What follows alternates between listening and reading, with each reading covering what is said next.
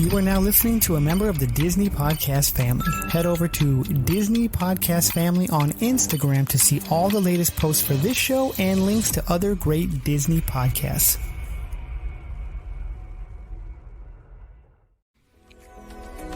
Melissa Pilgrim is our choice for your next Disney vacation. You can reach her at amagicalpilgrimage@gmail.com. We thank her for her support. To all who come to this happy place, welcome. Please stand clear of the doors. Por favor, manténganse alejados de las puertas.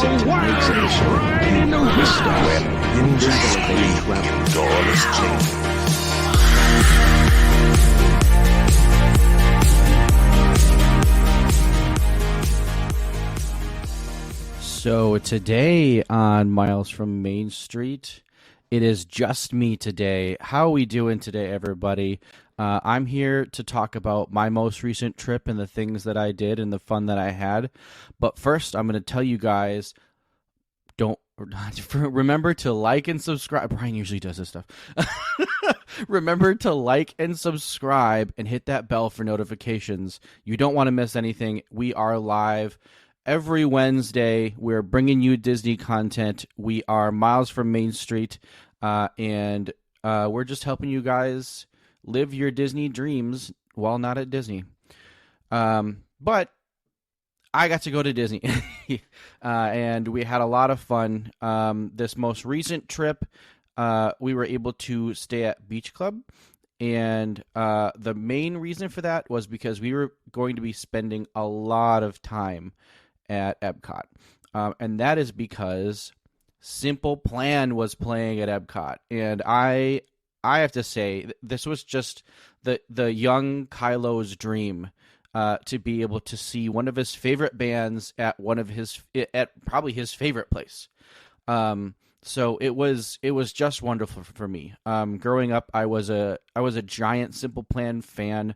Not to get too deep into me, but when I was growing up, Simple Plan and kind of like pop punk music was the beginning of my, not like musical awakening, but kind of like when I was able to decide what kind of music I really wanted to listen to. It was a lot of like Blink-182 and Simple Plan and Sum 41 and stuff like that. So it was so cool to be able to see these people that I've been listening to for a long time, and they mean a lot to me, musically, at Disney, which is, one of my favorite places, if not my favorite place to be. So super excited about that. I've a lot to talk about. We were able to do a dining package with that, so we were able to get pretty decent seats for one of the shows. But it was a lot of fun. But the first thing I'm going to talk about is staying at Beach Club right next to Epcot. And honestly, if you are going to be spending a lot of time at Epcot, it is just a game changer. The resort itself is also very, very nice. We found it to be very fun, very beachy, and it was really cool to kind of like have that beach vibe around all of these other resorts, because you also had Yacht Club. It's basically the same resort that's right next to it, and then you also have Boardwalk that's across the water. So all of these places are extremely easy to walk to, including walking right over to Epcot. So we had a great time being able to stay at Beach Club. We threw in some pool days while we were there. That was a lot of fun, but really kind of like the main draw with staying at Beach Club was the vicinity to Epcot. Just being able to walk right into Epcot from Beach Club. Honestly, I think it's the closest resort to a park. If not, Beach Club and Boardwalks, they seem like they're probably the same vicinity, but it's so easy. It's literally just like one left, and you end up just walking straight into Epcot. So it was really great. That definitely helped with getting ready in the morning. We didn't have to kind of like factor in that extra like 20-30 minutes from when we needed to leave and dealing with transportation. We just kind of walked out and there we were. So that definitely helped with going to Epcot a lot. We did end up going to Magic Kingdom one day on our trip, and that was a lot of fun. I just feel like if you're gonna go to Disney, you have to throw in Magic Kingdom at some point while you're there. But yeah, it was a lot of fun.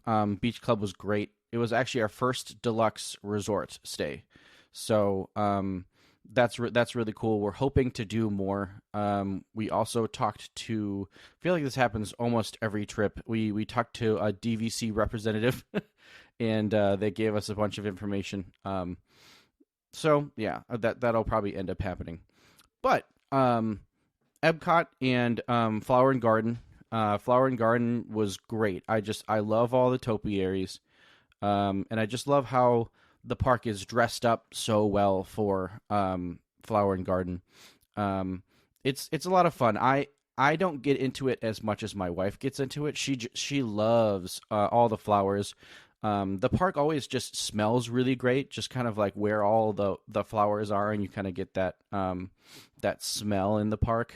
She just loves that. So that was a lot of fun. We also were able to try a lot of the food for Flower and Garden, but the main draw was Simple Plan while we were there. So the first time we saw Simple Plan, I'll kind of explain how these shows work. So these shows happen at the American Garden Theater, which is the theater that is like right in front of the American Pavilion. You can go see all kinds of stuff there. They have the Candlelight Processional there.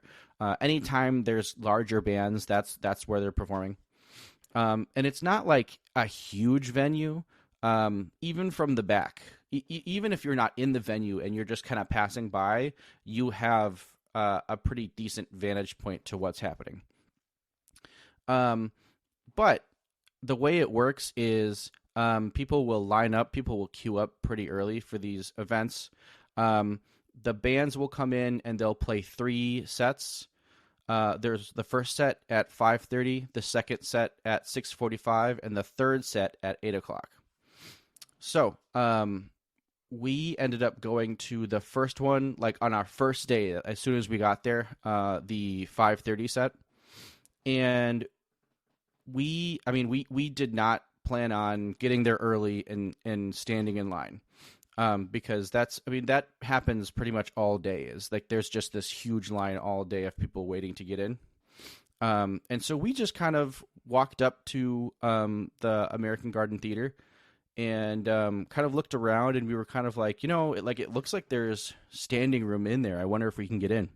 And we actually ended up walking to the entrance and just walking right in, and ended up getting standing room. And the show was about to start in like 2 minutes. And so it's very easy to just, like, if you just want to stand in the back and you don't want to have to deal with waiting for a seat or just pretty much waiting all day to try to get in on just standby. It was super easy to just like stand in the back and chill back there.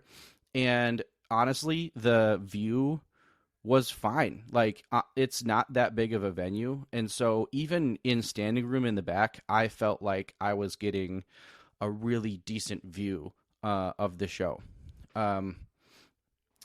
So that was really cool. And the vibe at this show, I haven't been to many of these shows at American Garden Theater. We did go to Plain White Tees last year when they were doing the Garden Rocks band.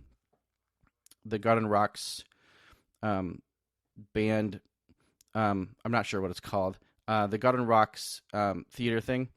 But we really enjoyed this one. I feel like the Plain White Tees was kind of like muted. Like people were sitting in their seats, they were singing along a little bit. But with Simple Plan, they really kind of like brought a lot of energy. And so it was really cool to see people like really getting into it. Like it wasn't as much as like if you were going to go to like a real show at a real venue, like nobody was like trying to mosh or anything like that. And obviously Disney would put a stop to that. I even got like every so often I would jump for certain songs. And I don't think Simple Plan ever actually asked you to jump. But I know just from seeing different shows and seeing different videos, there's parts where they ask you to jump. And I got worried that maybe Disney was, or like somebody was going to come ask me to stop jumping. Cause I know sometimes they frown on that. But I mean, I would jump for a little bit and I would stop, and there would be other people that were jumping. And it really did feel like a real show a little bit, especially with the kind of energy that Simple Plan brought to everything. And obviously, not all of Simple Plan's songs are Disney friendly. In fact, they played a couple songs that were not Disney friendly, and they kind of changed the lyrics to it a little bit, which I thought was surprising, that they actually played a couple of these songs. But yeah, it was all in all, it felt like a real show. It felt like I was really seeing Simple Plan at like some show venue that I would normally see them. And I think that kind of speaks to how well Simple Plan can perform. Because I have seen other shows there, like Plain White T's was just kind of muted. I think we were all still sitting in our seats, and when Simple Plan came out, everybody stood up, and everybody got really excited. So that was really fun to see that shows like that at American Garden Theater and Epcot can really be pretty exciting. So, if you're watching this and you are a Simple Plan fan, I will tell you that they played a lot of the hits. The very first song I saw them play was "I'd Do Anything," and that's like their hit. Like that's like the one that, like, even if you're not a Simple Plan fan, you've probably heard that song. It was very popular back in the day, and so it was cool that was like the first song that they played. But then they would sprinkle in some of their new stuff, some stuff that had come out a few years ago. And that was cool to see too, because I'm a Simple Plan fan. I've listened to most of the albums. There were a couple albums kind of in the middle I wasn't too into, and they didn't play too many songs from those albums. But it was cool to kind of hear like the hits and then hear some deeper cuts that like I really appreciated and I knew. And so that was really cool. But yeah, they played older stuff like Perfect, songs like that from their first album, which is probably their most successful album. But it was really cool to see that. And we noticed that, so we were able to see them play, I think, around 4 times. And this was like 4 different days. Because what they do is these bigger acts will come in, they'll start playing on Friday and they'll end on Monday. And they'll play 3 different sets, 5:30, 6:45, and 8 o'clock. And we noticed that because we typically would try to go hit like the 5:30 one, just because like that worked really well in our day. And we noticed that the 5:30 set and the 8 o'clock set were almost always the same.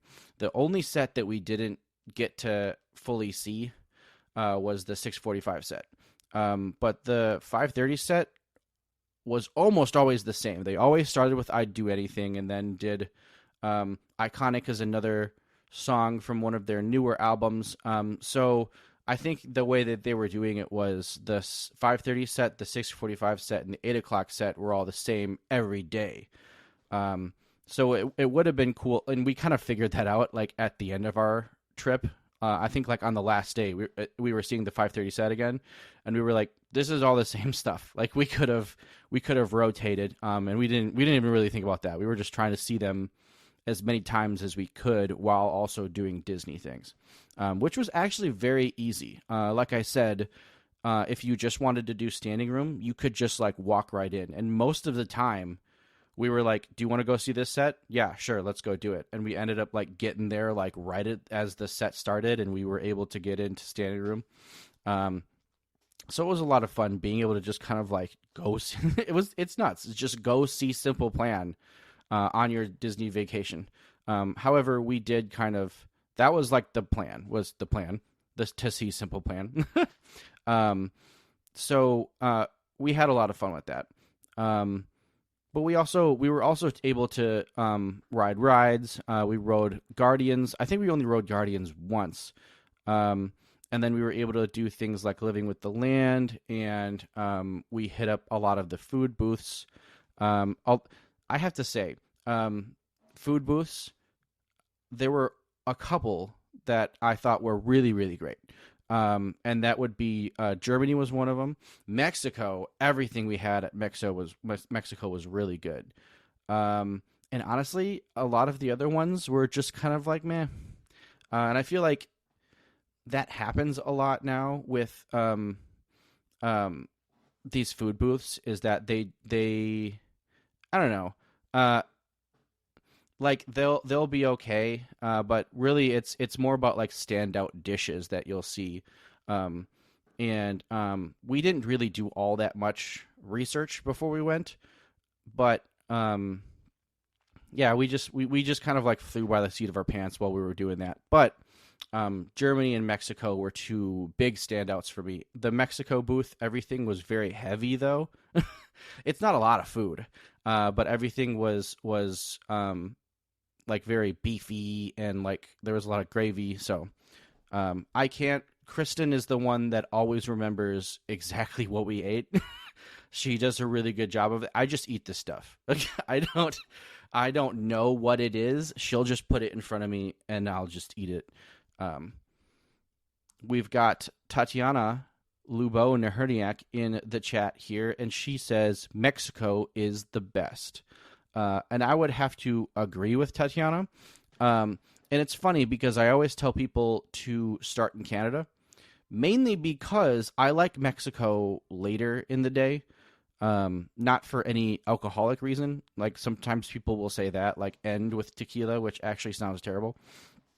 But I like starting in Canada and just kind of like starting with that kind of vibe and ending with Mexico.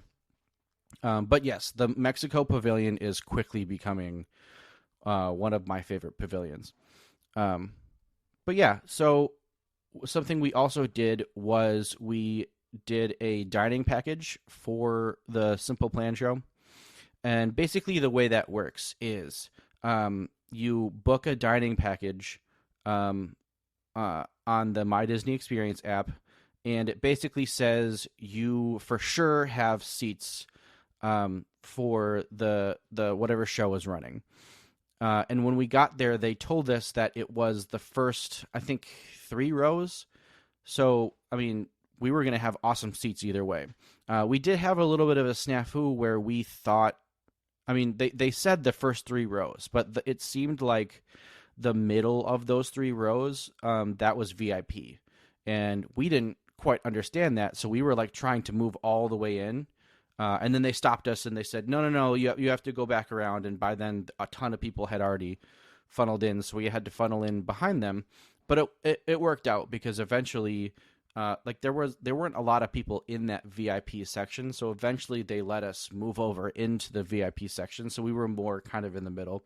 So that was great. But yeah, when you do those dining packages, that's the idea, is like the first 3 rows of that garden theater is specifically for you. And that's kind of what you're paying for. I can't remember exactly. Actually, I think each, it was like $60 each about, and we got Rose and Crown. So we did reservations with Rose and Crown for the dining package, which was really good. I've been there before, and I love the food there, and I just love the vibe. I had the bangers and mash, and Kristen had the fish and chips, which, if you are a big fan of fish and chips, go there and get the fish and chips, because it's so much. My bangers and mash, I like got through that pretty quickly. It wasn't like a huge portion, but Kristen's portion of fish and chips was huge. And it was very good. And we had some drinks there. Kristen had a snake bite, which is, if you've never seen these before, it's basically like cider and beer mixed together. And the beer that she had was Harp beer. and just I'm not sure what kind of cider it was. But then I had I believe it's called a black velvet, which mine was cider and Guinness, which was a little bit darker than Kristen's cider and harp. But we both liked it. It kind of like takes the edge off of like the heaviness of all of that beer. And the like it doesn't taste weird or any. I mean, it's definitely more of a fruity taste, but it really kind of like takes the edge off of everything. So I liked it a lot. I think I might find some places around here that possibly do that, or just make them myself. But yeah, Rose and Crown, would recommend. And the way it works is once you're all done with your meal and you've paid, they actually give you like, they're almost like paper tickets to get in line. There's a separate line at the American Garden Theater that you wait in when you did the dining package. And that gets let into the theater. Like, I think that's like one of the, besides the VIPs, that's one of the first groups that gets let into the theater. So we get to funnel in and kind of like take our spots, like wherever we want to be. And then everybody else gets let in on like standby. So yeah, that was a lot of fun, and just being able to be like, just being able to know that you're going to have a good view of the show. Because like I said, it's the first 3 rows that's dedicated for you. Just knowing that you'll have that, I think is worth the extra money for doing the dining package. And you can do the dining package with almost anything. Any big act that's coming through. We did the dining package for the Candlelight Processional. That one was kind of weird because I think we were towards the back of the line of the dining package people. So by the time they got to us, we were just kind of like filling holes wherever they had holes. So we were way farther back than the first 3 rows. But it was pretty well put together for when we saw a Simple Plan, and they let us in, and everybody in that queue for the dining package funneled into like the first 3 rows. So it was a lot of fun, and it was really it's just kind of having that peace of mind to know that like you're gonna have decent seats for that show was really great. And we picked the 8:00 show. So it was decently dark, and it really felt like a show. And I was up close to all like these people that I had been listening to since I was a kid. It felt like a real show to me, which you wouldn't think would happen at Epcot. And also I didn't have to pay, other than the dining package. I didn't have to pay any extra to see Simple Plan at Epcot. Had I not done the dining package, I could have still potentially been that close and had that experience. So just going to Epcot and having that happen, I think, is awesome. We've got Janelle in here. Hi, Janelle. How's it going? It's great to see you. We're talking Simple Plan because they were just at Epcot, and we did a trip out to basically just see Simple Plan. That's all it was about. And we had a lot of fun. But yeah, I just kind of wrapped up talking about the dining package that you can do with Simple Plan. And I would say it was very much worth it. Especially if it's somebody that you want to see that's really special to you, and you want to know for sure that you're going to have a decent view. I would definitely do a dining package. It's not all that much more than if you were just going to dine at a nice place at Disney anyways, which Kristen and I do often. We do that a lot. So yeah, I would definitely recommend doing that. And Janelle says, glad you had a wonderful time. I always have a wonderful time at Disney.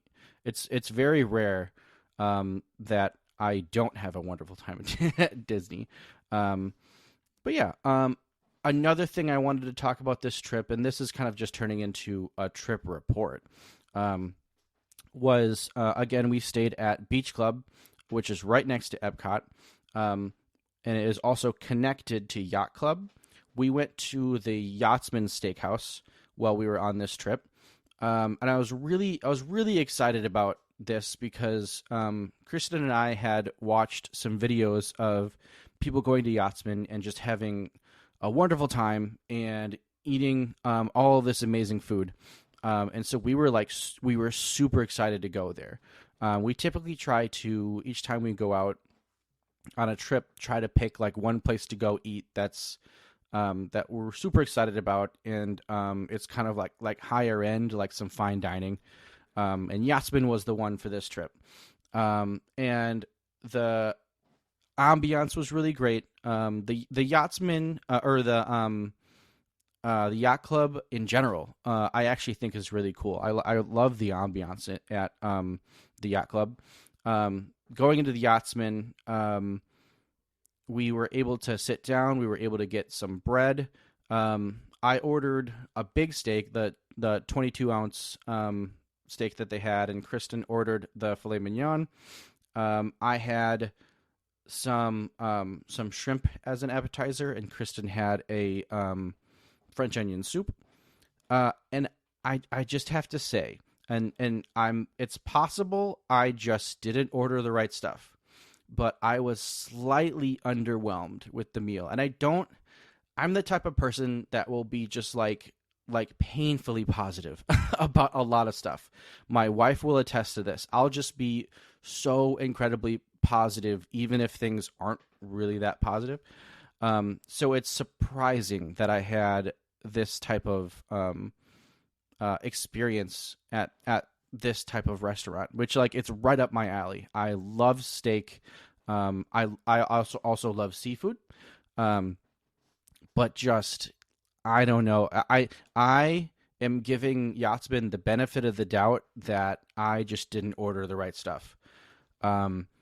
Because just hearing what everybody had to say about Yachtsman, it sounded like a home run, and it really was not, at least for me. One of the things that we thought was a little off was Kristen ended up ordering lobster tail with her meal, just because she wanted to go all out. And the lobster tail was a little rubbery, as if it was a little overcooked. And that may just be the way that they prepare it. I think it was called lobster thermidor. So if that's like a different way of cooking lobster, I'm not sure. But yeah, it just wasn't. I was expecting, and maybe this is my fault, but I was expecting California Grill level, and I didn't get that. And again, that's probably just on me, but I definitely overhyped this place in my head, and it did not quite deliver to where I wanted it to be. Again, it's probably on me, because what happens is I'll go to steakhouses and just see a huge steak and be like, that sounds amazing, I want that.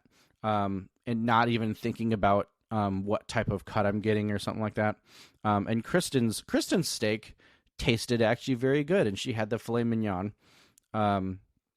So yeah, I just think that I didn't order the right stuff. I didn't make my choices very well. However, if the place is good enough, I feel like possibly that shouldn't be an issue. You shouldn't have to like avoid certain things. But that's the benefit of the doubt that I'm giving Yachtsman at this point. But on that same day, we were able to do a lot of pool time. And that's one thing that we wanted to do more on this trip, was hang out by the pool, because we're at Beach Club. Beach Club, if you don't know, has Stormalong Bay, which is the biggest. They call it a pool, but it's really just a water park. It's pretty much a water park. But the biggest pool on property. It's got a huge water slide that you can go down. It's got a lazy river, which we spent most of our time in. And a lot of the pools, actually almost all of the pools, have sand bottoms, which I thought was interesting. And kind of going into these pools, I think it's like synthetic sand. Like it's basically just like like granules. Because I don't know how their filtration system would be able to deal with that. But it was really cool to like go into and like have a sand bottom. The kids loved it. The kids were constantly, they have a giant area in the middle of one of the pools where all of the sand is kind of like packed up into, and the kids were just going to town. At one point I saw like a giant slit just cut into the sand. Like they must have taken this kid hours, but just everything was pulled out of the middle. And so they were just having a lot of fun. You could build sand castles with the sand. A lot of the kids were digging around. But yeah, the kids loved the sand bottom pool. And there's kind of like a little island of sand in the middle where they all hang out. But we really enjoyed the lazy river, and I think it's interesting to go to a water park type pool. And I'm not like old or anything, but I'm like 35 now, almost 36. Or am I 36? I don't even know anymore. I have lost count. But that's where we were almost the entire time, was hanging out at the lazy river. And they had these really cool, like floaty type things. There were like the inner tubes, but like half of it was cut out. So you could just like really easily sit in the lazy river and just kind of like float around. And that's all we did pretty much the entire time we were in the pool. And it was just a lot of fun to be able to just like sit back and relax on a Disney vacation and not be constantly running around, which it's funny because we like that. We like the constantly running around. We like doing all of that stuff. We love running from ride to ride and like trying to get Genie Plus and all of that stuff.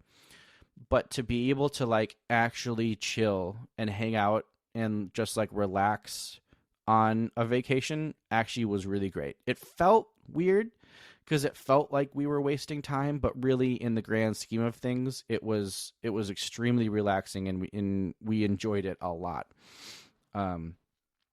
So yeah, one thing I noticed with that too, and this may be, I haven't done any actual research on this, but I have some friends that when they go to Disney, they get the Disney rash.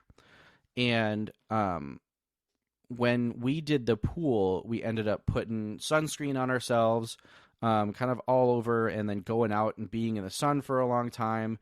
I got a pretty decent sunburn, not like terrible, but like kind of what you would expect if like a super pasty white Midwesterner went out and sat in the sun in Florida. That's the sunburn I got. But I noticed that I got a little bit of the Disney rash on my legs, and this has never happened to me. I have never gotten the Disney rash in Disney. I don't religiously put sunscreen on, but I will. Especially when I know that we're going to be outside for long periods of time, which is almost every day. But I've never gotten the Disney rash until now, and I'm pretty sure the combination is sweat, sunscreen, and chlorine. I'm pretty sure that's kind of what happens to your skin, is your skin gets irritated because all three of those things happened. Because that's kind of what we did is we put sunscreen on, we went into chlorine, we got out of chlorine, we went back into the sun for a while, we went back into the pool. Like, it's just kind of having all of those things happen. I'm pretty sure that's what creates the Disney rash. Now, the good thing is that it didn't hurt at all for me. Like, I kind of looked at my legs and I was like, oh, I think that's the Disney rash. And I was able to kind of rub on it and see kind of what it felt like. And it really didn't feel like anything. And I have some friends who, when they get the Disney rash, it's not a fun time. And so, yeah, it's just really interesting that happened to me, it's just never happened to me. And I think now I've kind of put all the variables together that sunscreen, sweat, and chlorine, like those are kind of the things that create the Disney rash. So a tip for you may be to, one, if you're going to be in the pool, and you're going to get out of the pool and, like, say, go to the parks or something like that, make sure you're washing yourself down well.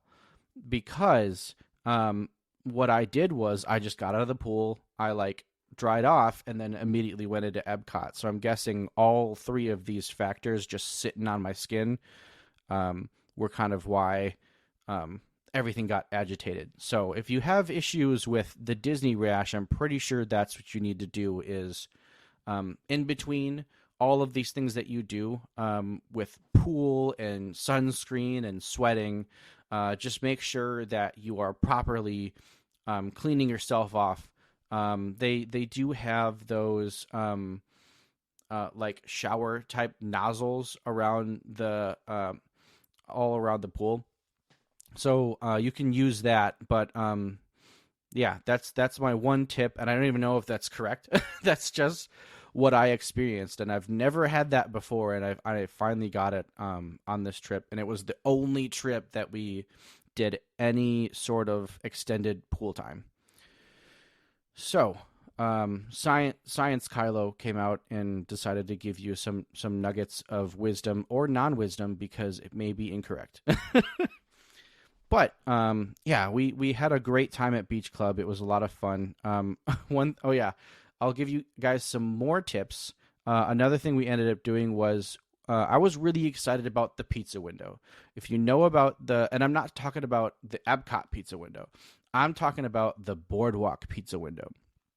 And they are different. One of them is better. It's the better one is in Epcot, of course. But the Boardwalk pizza window, I've done this before, and the pizza is decent. It's honestly the regular pizza that you would get from, like, kind of any kind of quick service or hotel.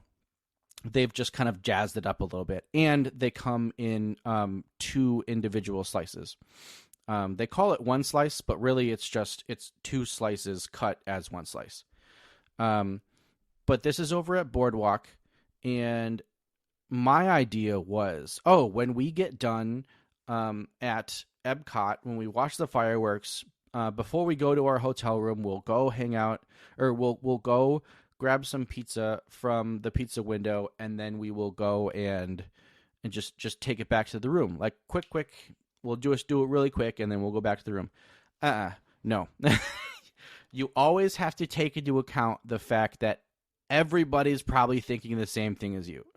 Like, and in my head, it made so much sense. I was like, oh, yeah, we'll be done at Epcot. We'll go over to the pizza window. We'll get the pizza. We'll go back to the room. And I didn't even think about, like, oh, yeah, everybody's going to be funneling out of Epcot, probably doing the same thing, and that's exactly what happened. The line at the pizza window wasn't terrible, but it took forever. And then as soon as we got up front, they were like, oh, it's around 35 minutes to get your slice.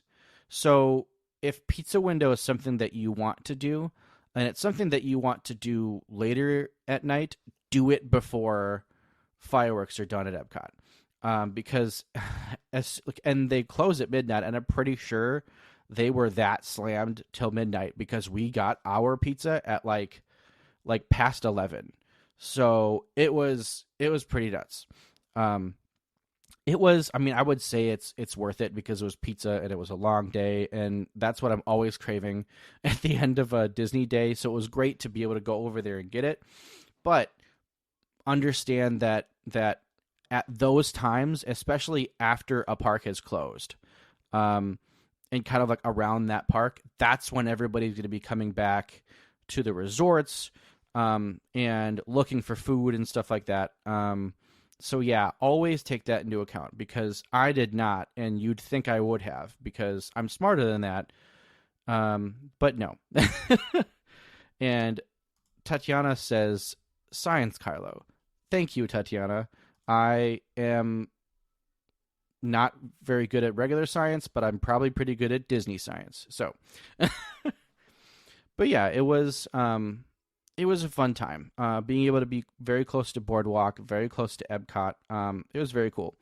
The only other thing that I'll say is that it was weird not going to other parks.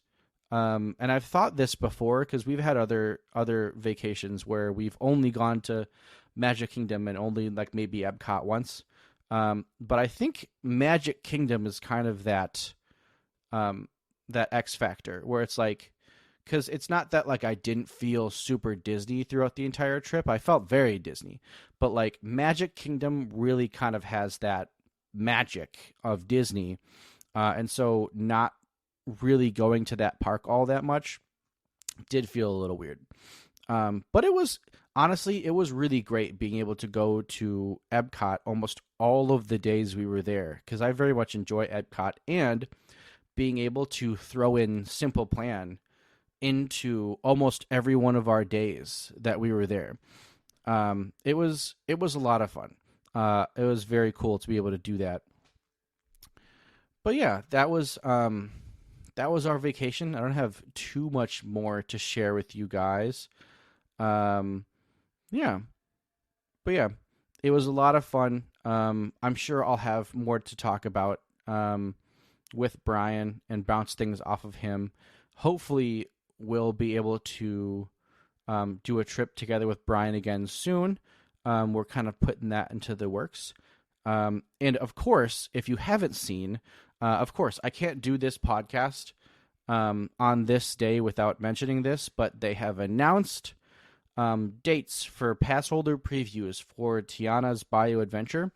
And by the time Kristen and I had, because I was at work and Kristen was at home, by the time we had communicated, like, hey, let's try to do this, all the reservations were gone.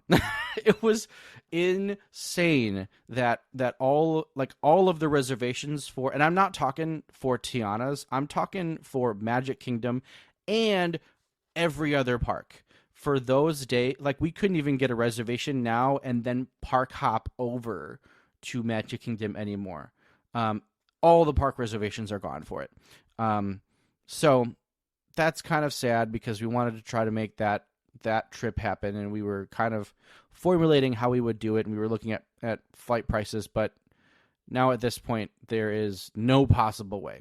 Plus, we would have to join the virtual queue, so there would be, even if we were able to get ourselves into the park, the possibility that we don't even get the virtual queue for Tiana's. So we would end up going there for a day, not doing the thing we wanted to do, and then leaving. So yeah, I think we're just going to try to ride it on one of our next trips that we're putting together. But yeah, that's all I got for you guys. I don't have Brian to do the typical outro, but I'll just say, if you liked any part of this podcast, Simple Plan, dining packages, Science Kylo, give us a like, give us a subscribe. We go live every Wednesday. Sometimes it's me and Brian, sometimes it's Brian and Tammy, sometimes it's me and Kristen. You never know what you're going to get. We don't really know either. But it's been great having you guys, but we'll see you next time on Miles from Main Street.